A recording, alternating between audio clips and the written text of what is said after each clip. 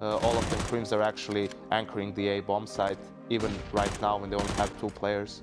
That's going to be tough for Olafmeister. Does give himself a 1 versus 1. In fact, 2 1v1s, which he'll win down to 1 HP, and he'll be able to escape into perhaps the embrace of Crims, but Crims is now very dead. So Olafmeister, 1 HP, has to try to delay things as much as he possibly can.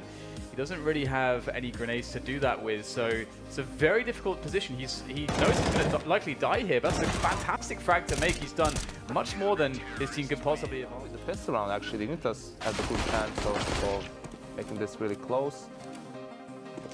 And they have a man advantage early on. In the crawl space, he's actually just sitting there at the moment. This is quite scary. Nice flick from Croman. Again, so strong with those pistols. Great first bullet accuracy. Fox, meanwhile, has actually been discovered in the crawl space and eliminated. But 2 players left for Fnatic is what is left to do the job here. And they've chosen the A bomb side. Olaf looking desperately searching. And he will find not one, but both players here on the bomb site. And that's going to be a nice flurry of bullets there from Fnatic to claim the site. Rubino with it all to do. There's a kit on the site, so he's got some time. That smoke grenade will soon disappear, so he doesn't have that ward for a long time. But of course, finished. Well, the aggressive play into the apartments will reward a quick frag onto Fox. Fox perhaps biting off far more than he can chew in those enclosed spaces. I don't know how Fox is ever starting the buy round without an AWP for his team. Yeah, I mean, what do you think, Jacob? You're an AWP, right? Like, the Fox always have an AWP.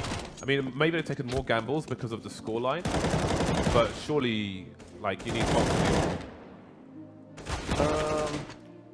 Yeah, I agree that he should have probably saved to get the off, but it also depends on the preference of a player. Nowadays, for example, I never like better to use a nade, a flash, something. Olaf is just having one of those games, isn't he? This is some 2016/15 best player in the world type of a performance from him. Yeah, he is absolutely going off at the moment. I think he's got to be above 30 frags now, probably pushing 35. And that's only in like 23 rounds.